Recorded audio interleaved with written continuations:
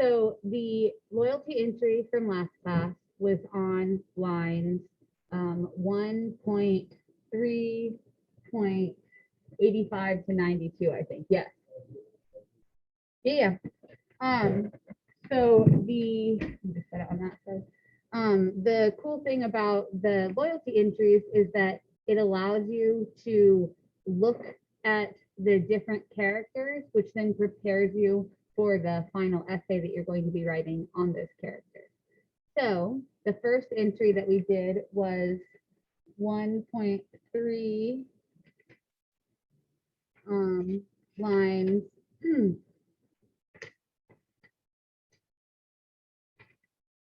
85 to 92, which is on page 39. So our citation would look like this. Act, not yellow.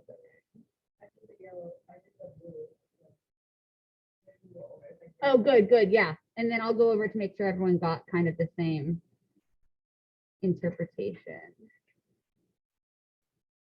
Sorry, I just want to make this look proper.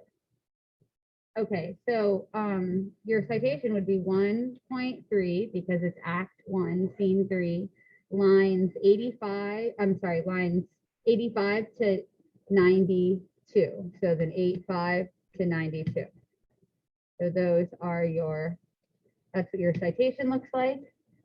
And your citation is always great.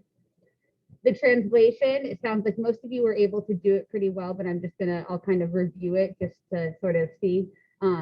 This night you shall behold him at our feast. How did you guys put that in your own words? Oh, sorry, because I wrote, I already answered it, that's why I wasn't asking, but tell me what you said. Oh, very good. What do you say? Can you marry this man? Perfect. I'll change that. Are you interested? Or / can you marry? Love it, love it. This man, and then this man's name is Paris, just so that we have it nice and clear. And then what would I say? What does she mean that this night you shall behold him at our fest? That you, not that we should, but that we already have, right? Because Capulet said, so yeah, tonight we invited him over for dinner. Invited him over for dinner. Very good. And she asked her to read over the volume of young Paris's face. How would you describe that? Get to know him, maybe a little bit more specific, like get to know him and maybe like what he looks like, because then that goes into the next line that she can find delight writ there with beauty's pen. So she's like, get to know him and look at his face to see how you will like find joy in his facial features, like God or genetics, however you want to think of that, both. Yes. And see the good that can come out of this. Oh, I like that. I'm gonna like and see the good that can come out of it. I'm gonna put that here.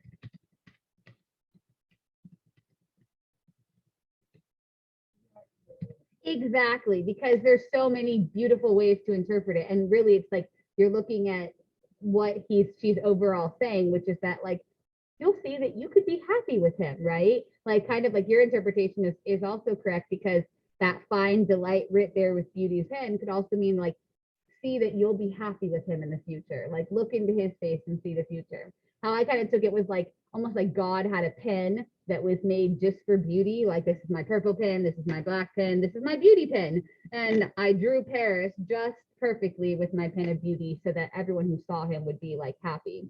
And then how did you take examine every married lineament? How did you guys?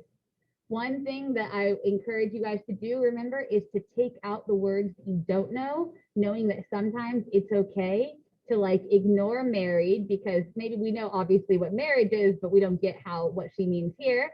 And we don't know what lineament is, but we know the word line, right? So now if we cross that out, what does the sentence say? examine every line. And what was she just talking about?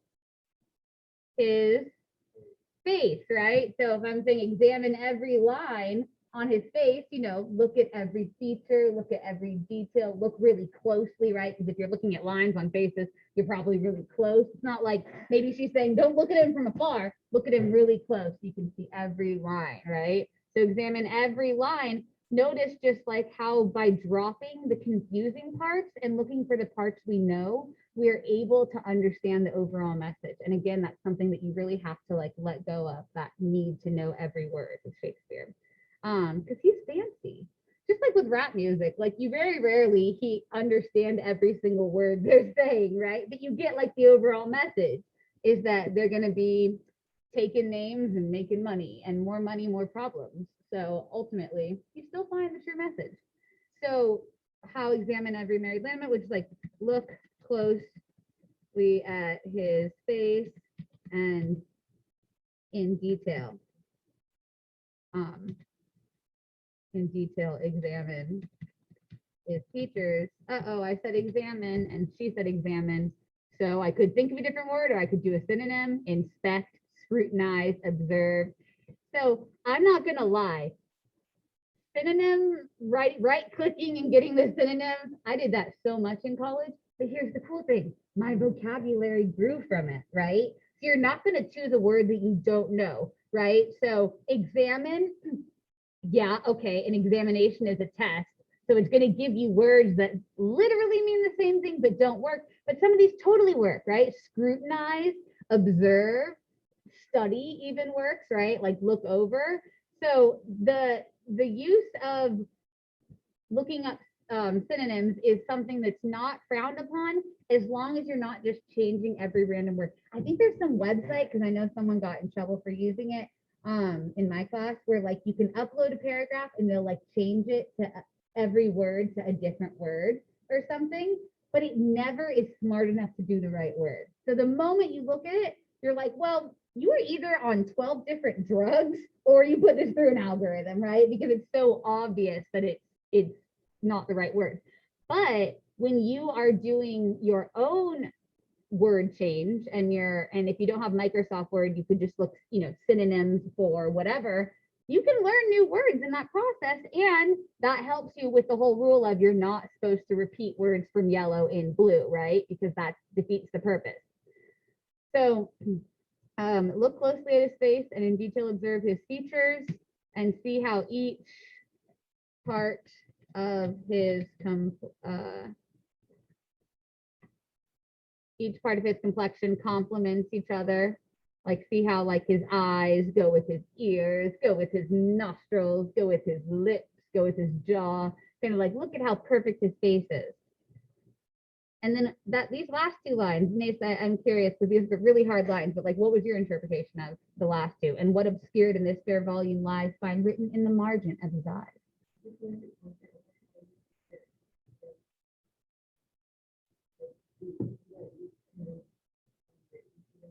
Oh, so like so the and what was the first part that you said? I didn't hear the first part.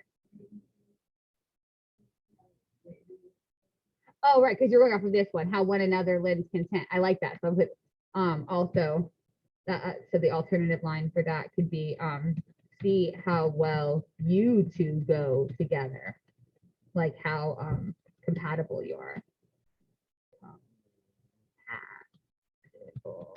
And then what about and what obscured in this fair volume lies find written in the margin of his eyes? How do you interpret that? Or are we still working on that part? Oh, I like that. So and what is hidden in his face find, I'm taking what you're saying and I'm kind of switching it because it's right and I'm just switching the order. And what is hidden in his face in terms of his true nature, and what find written in the margin of his eyes. See by looking deeply into his eyes, and see how he's playing on the word volume, because she talks about volume twice. She says, read over the volume of young Paris's face. So saying like, look at everything, right? Like calculate the volume would be everything, but also volume, like the volume of a book, right? And so the volume then later she brings up again, and what obscured in this fair volume, remember fair always means beautiful, what obscured in this fair volume lies find written in the margin of his eyes. And again, like that metaphor of like your personality is like a book, and what you can't see on the cover, look inside, look in the pages, look in the margins of his eyes. See how margins, if you say it out loud, oh, margins. Oh, that's the same word. Sometimes Shakespeare words are like slightly different than how we understand it, but not so different. And then we know margins are like the sides of pages, the margins, like you have to adjust margins. And so what you don't see in his physical features, you'll see in his eyes. Kind of what you don't see in his hotness, you'll see in his personality. So I know that most of you had that already, but it's good to kind of go over it. And of course, you're always going to have slightly different words than me. Don't feel the need to change what you write, but maybe add any of the concepts that you didn't have. You know, maybe like add in the part about how the pen is like a pen that was made specifically for beauty, but like still keep what you have. Just, you know, you can always take notes and add to stuff, but don't, I sometimes see people like crossing stuff out and erasing it. I mean, if you were totally on the wrong path, right? If you thought she was talking about pens and writing in school or something, then yeah, you got to start over. But as long as you're like on that path of you get that she's talking about Paris and what he looks like and what Juliet should do when she meets him, then you're good. Your citation is 1.385 to 92. That is also on your list of on your assignment, so you could always just copy it there. And then for the red's hard actually, and I'm sorry that we started on kind of a hard one, because really what she's showing loyalty to isn't super clear, because there's so many different things that she could be showing loyalty to. Some things I've heard last class are that she's showing loyalty to Juliet, her daughter, right? Because she cares about her. She wants her to be taken care of, right? I'm not gonna lie, I want my daughter to get married. I want my daughter to marry someone wealthy, and you know, I'm not trying to have her marry like a street performer, you know, like those still the people who do the silver things where they're like robots. Like, of course, I want her to marry a not wealthy, but at least, you know, a level above her. And so, well, that sounds really cold and you know, all about money. Lady Capulet is speaking from a position of experience. She says, by my age, I was your mother, that by the time you are now a maid.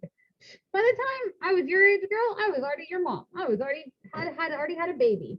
And obviously you can kind of see in the film portrayals of Romeo and Juliet, Lady Capulet is very young compared to Capulet, right? Capulet's always kind of like the older guy, and Lady Capulet's younger. If Lady Capulet's saying that she had Juliet at 14, that means she's only 28, right? Which is very young. My mom had me when she was 18, and it's nice because we're like best friends, but sometimes people would think that we were sisters or just regular friends or something because of the age. So on one hand, Juliet's mom, of course, wants to protect her, but in her eyes, protection means marrying wealthy. Protection means starting the process that society expects. Speaking of society, maybe her loyalty is to tradition or to societal expectation. Shout out to Michael. He was the one who thought of the tradition word. I love it. You could also say shout out to, or you could also say she's loyal to power, money, wealth, the idea of like acquiring more of all of that. And then what choice does she make? Well, in this quote, because we're always asking in the red, what choice is being made in this particular quote, not in general. We could talk about all these things, but in this quote. And so in this quote, she's making the choice to host a party, and she's convincing Juliet to meet Paris there. Or you could say she's making the choice to, you know, motivate Juliet to get married. Well, what happened before this? Did anyone do their orange? Remember, orange is exactly how your orange is for your rainbow paragraph. What happened before the quote? We see this when after Capulet talks to Paris, about having a party where he can meet Juliet, Lady Capulet, and the nurse. Well, we don't even need to bring up the nurse because we're not probably going to talk about her. Lady Capulet discusses the idea of marriage with Juliet, or with her daughter Juliet. So your orange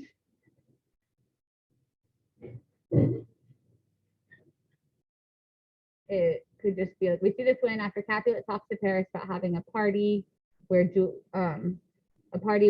can meet Juliet. Lady Capulet discusses the idea of marriage with her daughter. Or maybe not discusses, but like encourages.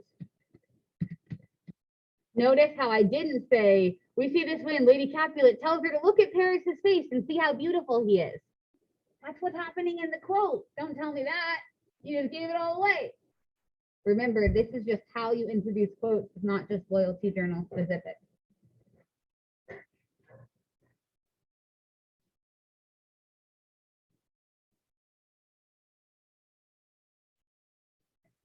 And then now that you've done all that, all you have to do at the end is your analysis, right? Which is like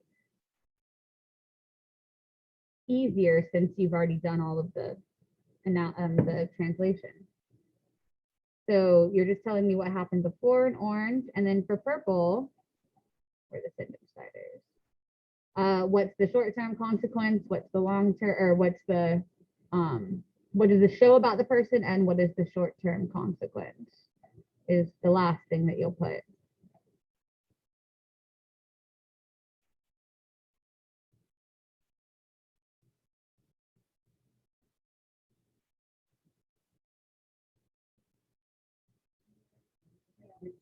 Oh yeah, sorry.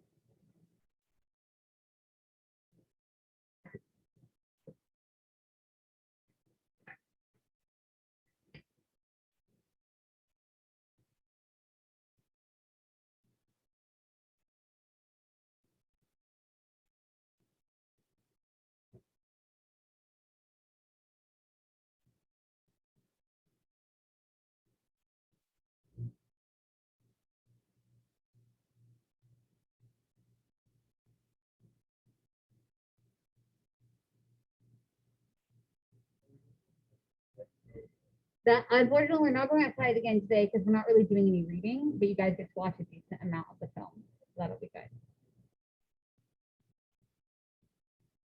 So if you haven't finished orange, you know generally what it is you have to do now. And so for purple, we're looking at what does this utterance show about why the person is loyal to the other person? Well, it's just what we were talking about, right? This shows that Lady Capulet, like, how does she feel, right? Like, feels, right, very good. Maybe, and wants the best for her and, financial security for the Capulets as a whole. Because, like, she also knows that by financial, when she is married to Paris, she will also possess all of his wealth. So that means the Capulets will have more wealth.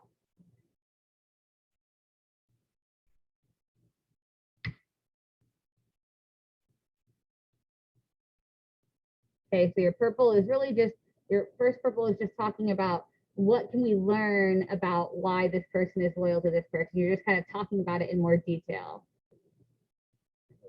Yeah. And then your second purple is what is the consequence of this decision? What actually happens based on this decision? These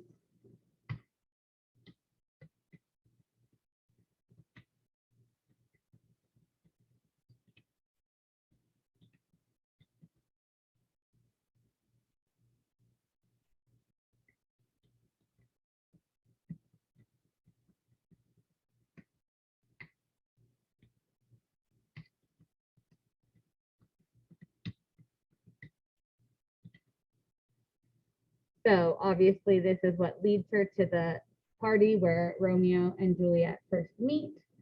Had the mother not been so pushy about the 13-year-old getting married, then she would have never gone to this ball. She would have never met Romeo. She would have never had to keep it a secret from her family because they wanted her to marry Paris. So your prediction is just your own prediction. You can do that on your own time just because we have to get into the film and stuff.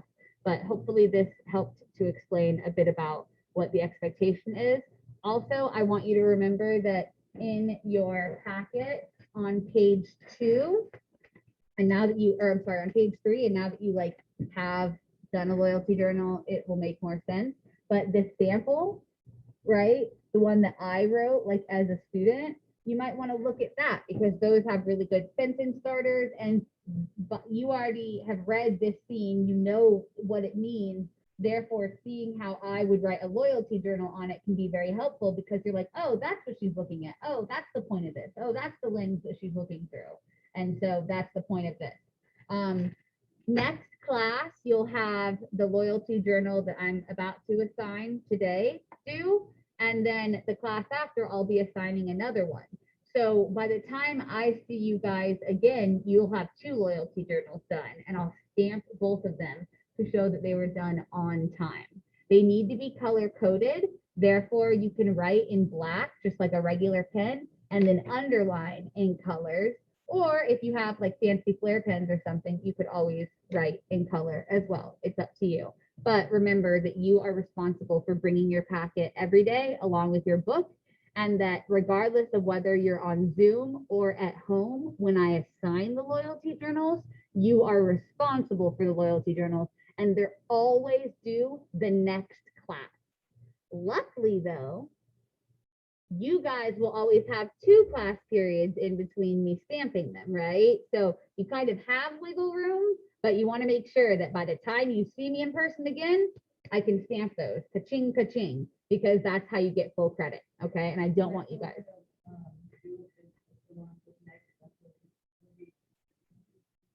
Exactly. And today we're going to watch the scene that happens in, and we'll talk about the quote. And then for homework tonight, that's what you'll do. So you're not really going to have time to do it in class. This is the quote that we're going to be looking at. What's in a name? That which we call a rose by any other name would smell as sweet.